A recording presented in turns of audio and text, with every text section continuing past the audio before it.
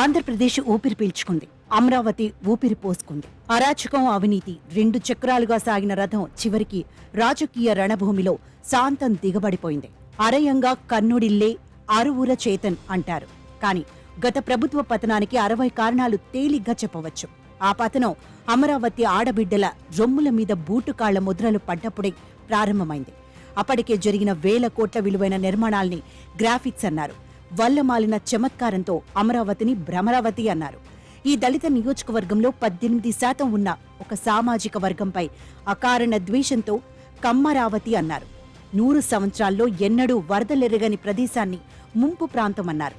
ఆ పైన అడవి, శ్మశానం లాంటి బిరుదులు తగిలించారు. భూములిచ్చిన 29,000 మంది రైతులు పెత్తందార్లు కాదు. 180 మంది అన్ని కులాల సన్నకారు జీవాలే.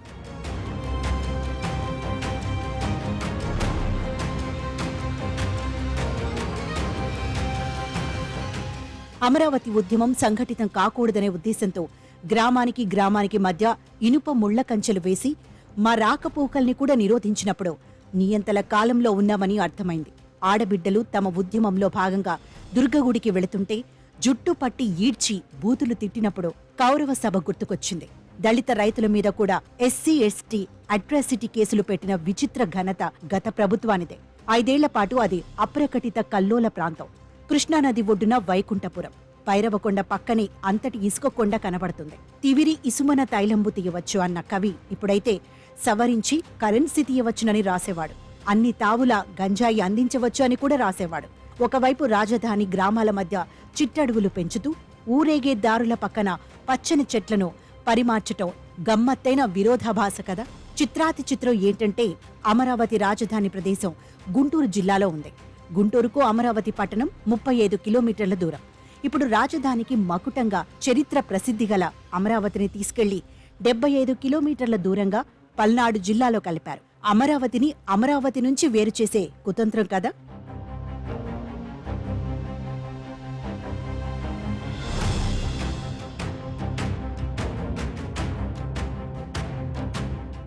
రాజధాని రైతులు రకరకాల కష్ట నష్టాలకు, అవమానాలకు, అగజాట్లకు ఎదురొడ్డి 1630 రోజుల పాటు శాంతియుత పోరాటం సాగించారు. ఎక్కడా ఆవేశాలకు లోనై అదుపు తప్పలేదు. అయినా ప్రశాంతమైన పల్లెల్లో 100 మంది పోలీసుల కవాతులు, అక్రమ కేసులతో 100 మంది జైళ్లపాలు, మనోవేదనతో 260 మంది రైతులు మరణం, దెబ్బతిన్న విద్యార్థుల చదువులు, నిద్రలేని రాత్రులు, భీతి కొలిపే పీడకలలు. ఈ సందర్భంలో Amaravati joint action committee, Amaravati పరిరక్షణ సమితి అలుపెరుగని కృషి చేశాయి. అలాగే పవన జవనాశ్వం ఇక్కడ అత్యంత క్లిష్ట సమయంలో ఊగిసలాట లేకుండా తెలుగుదేశానికి తోడుగా నిబ్బరంగా నిలిచి అమరావతికి నైతిక బలం ఇచ్చాడు.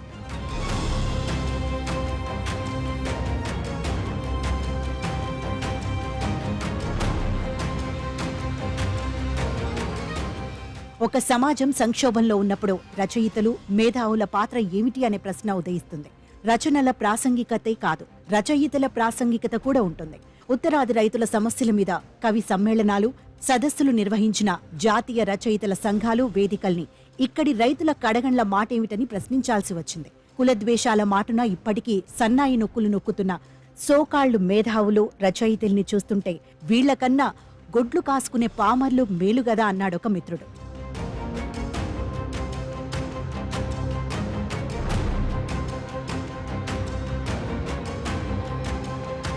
ఇప్పుడు జరగాల్సిందేమిటి? మొదట పెట్టుబడులు, ఉపాధి కల్పన దిశగా రాజధాని పునర్నిర్మాణం, కాలయాపన లేకుండా పని కానిచ్చి తక్కిన ప్రాంతాల సమాన సమగ్రాభివృద్ధిని సాగించాలి. అమరావతిని తిరిగి రాజధానిలో గుంటూరు జిల్లాలో కలపాలి. రైతులతో ప్రభుత్వం చేసుకున్న ఒప్పందం ప్రకారం వాళ్లు వదులుకున్న భూములకు 10 ఏళ్ల పాటు కౌలు చెల్లించాల్సి ఉంది. అయితే 3 ఏళ్లుగా కొంతమంది రైతులకు, 2 ఏళ్లుగా అంతమంది రైతులకు కక్షతో కౌలు చెల్లించటం లేదు. వెంటనే బకాయిలు చెల్లించి వాళ్లని ఆదుకోవాలి. ఇప్పటిదాకా పాడుపెట్టిన ప్రాంతాల్ని అభివృద్ధి చేయాలి. రైతుల మీద అన్యాయంగా పెట్టిన కేసులు ఎత్తివేయాలి. ఇవాళ గంజాయి దొరకని ప్రదేశం లేదు రాష్ట్రంలో. నేర ప్రవృత్తిని ప్రేరేపించే ఈ విషవ్యాప్తిని ఎంత తొందరగా అంతం చేస్తే అంత మేలు. మద్యపానం అనారోగ్యకర వ్యసనం స్థితి దాటి రాష్ట్ర ఆదాయ సాధనమై కూర్చుంది. దాన్ని అదుపు చేసే మార్గం ఆలోచించాలి. సచివుడు అంటే మంత్రి, సచివాలయం అంటే మంత్రులు, అధికారులు కార్యాలయం. మరి గ్రామ సచివాలయం ఏమిటో అర్థం కాదు. గ్రామ సహాయ కార్యాలయం అనవచ్చు. అలాగే వాలంటీర్ అంటే జీతభత్యాలు లేకుండా పనిచేసి స్వయం సేవకుడు అని కదా. అంతో ఇంతో జీతాలు తీసుకునేవాళ్లు వాలంటీర్లు ఎలా అవుతారు? వెంటనే ఆయా పేర్ల మార్పుతో పాటు ఆ సమాంతర గ్రామ వ్యవస్థల అవసరాన్ని కూడా పునఃసమీక్షించాలి. ప్రభుత్వ పథకాలన్నీ ప్రజల సొమ్ముతోనే సాగేవి కాబట్టి వాటికి వ్యక్తుల పేర్లు మంచిది కాదు. ప్రభుత్వ పథకాలుగానే వాటి పేర్లు ఉండాలి. ఇక మా భూమి హక్కు పత్రాల మీద మరెవ్వరి వదనార విందాలు చిరునవ్వులు రువ్వరాదు. కొద్ది కాలంలో నదీ గర్భాలు పర్వత గర్భాలు డొల్లలై పోలయ్యాయి. ఇక్కడ గుంటూరు అమరావతి దారిలో లాంకొండ శిథిలమైంది.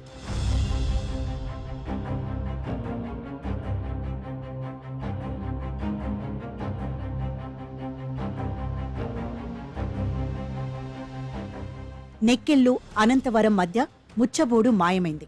అనంతరం వెంకన్న కొండను క్షమించి దానికి ఆనుకున్న కొండల్ని తవ్వేస్తున్నారు. ఇప్పటికైనా పర్యావరణ పరిరక్షణ గురించి పట్టించుకోవాలి. ఇసుక ఉచితంగా ఇవ్వనవసరం లేదు.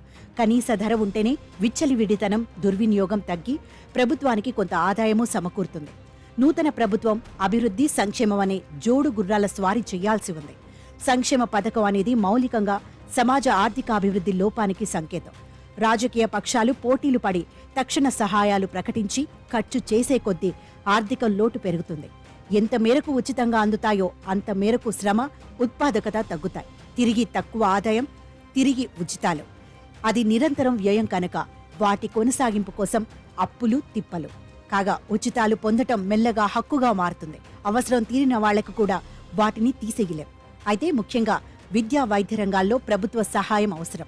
ఉచిత పథకాలు అందుకునే వాళ్ల నుంచి అందుకు బదులుగా చిన్న చిన్న వృత్తుల్లో శిక్షణతో ఉత్పత్తి రాబట్టే వీలుంటుందేమో చూడాలి. ఆదాయాన్ని మించిన ప్రజాకర్షక పథకాలు క్రమంగా అభివృద్ధిని మందగింపచేస్తాయి. సుస్థిర ఆర్థికాభివృద్ధి, మౌలిక వసతులు, ఉపాధి అవకాశాల సృష్టి ప్రధానమని నూతన ప్రభుత్వం గుర్తించి జాగ్రత్త పడుతుందని ఆశిద్దాం.